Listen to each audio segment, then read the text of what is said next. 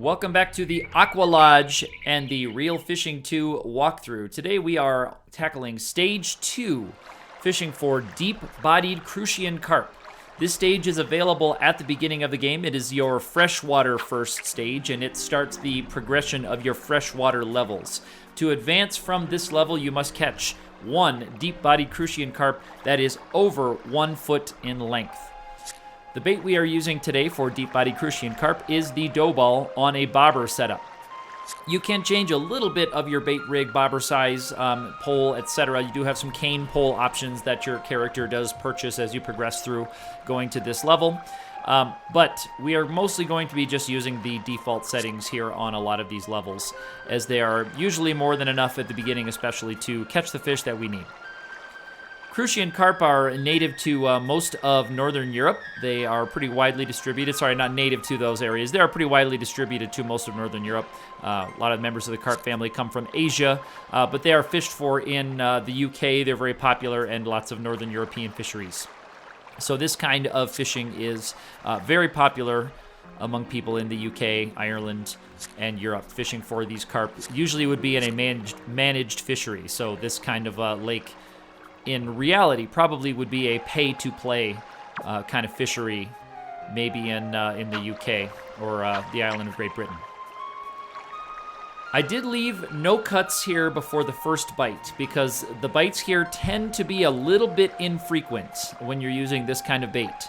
You can often go through 1 or 2 solid minutes of casting, retrieving before you have your bite with these deep-bodied Crucian carp. So the experience can be a little bit more lifelike in that it does require a little bit more patience. Luckily, of course, the setting and the music here are all quite lovely. Here's our first bite, and you don't actually see the fish. You can only see your strike indicator, or your bobber as we call them here in the States. You need to give it just a little bit of an extra beat. Once the bobber goes down, give it just a tiny bit of a beat before you set that hook. Once you get that rhythm down, you'll be able to hook these carp just about every time.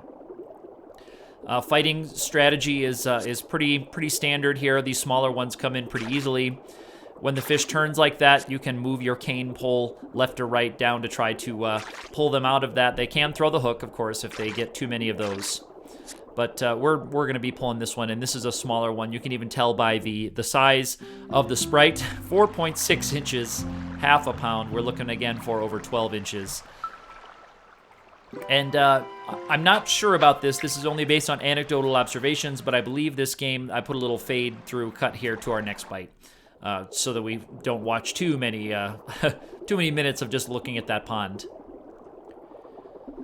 I believe this game does keep account of the fish that you catch and gets to a certain level before it has a chance to start spawning the larger fish. Of course, this game does keep a count of every fish you catch. All that data is tracked. You can't even look at it in the game on your save file. You can see every fish you've caught, all the sizes, everything. If you want to keep the fish, you can keep the fish and put them in your tanks. That's kind of interesting. You can put them in freshwater, saltwater tanks. I usually don't play with that part of this sim, but that's a very Natsume thing to do. That was in Real Fishing 1 as well. You could have fish as pets and take care of them. So the next fish we caught here is a 10-incher, so we're getting close to that 1 foot area, but still haven't hooked that big one. I do recommend playing this game using a DualShock controller if you're playing on a PlayStation original hardware. It is kind of fun to feel the vibrations of your DualShock as these fish fight. That's a neat feature that this has built in. On the bigger fish, your controller is rattling nearly the entire fight, so your hands actually can get a little bit numb. So there might be times when you might want to turn that feature off. So I will be inserting some cuts here between battles so that you're not seeing just looking at the pond, because sometimes it can be a minute or so between, and there's not really anything notable happening. It's just casting out and twitching the lure around until we pick up that 1 footer. And we'll know when we pick up the 1 footer when we hear the little jingle. There is a jingle in this one that's a little bit different jingle that when you catch a fish that advances you to unlocking a new level.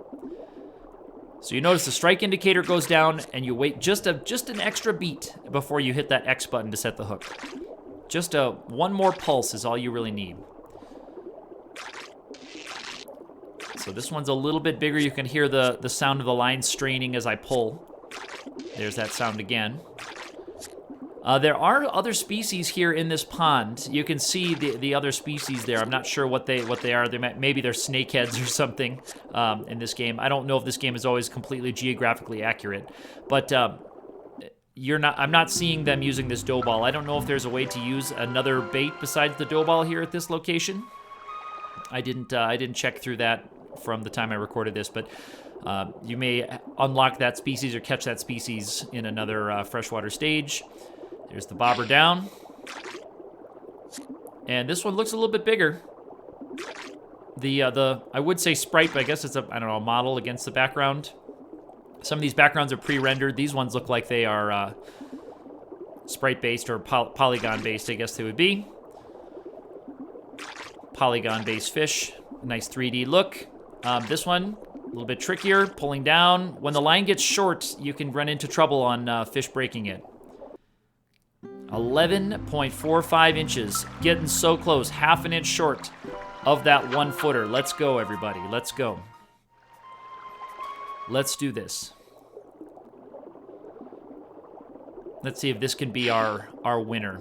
So sprite looks bigger. So you can even tell in the frame of the window, the sprite looks bigger. I hope you can see that clearly on the YouTube viewer here, that it seems like the fish is zoomed in closer, but I think it's just a scaled up model. That's a slightly bigger model. You can tell just by looking at it that it's on the bigger side.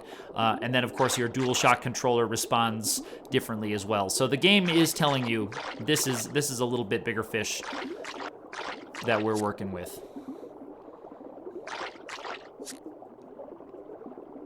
And this one's digging for the bottom, but I'm able to kind of horse him up off the bottom. He makes a turn. I turn him back towards me, and we actually land him facing backwards just as he's turning back. And I hope you heard the jingle. That means that this level is complete. So as we're finishing this up, I will invite you to hit that like button if you do like this series, or if you have any questions, feel free to let me know down in the comments here, or you can hit me up on Twitter where I'm also active_ATE. We will see you in the next video.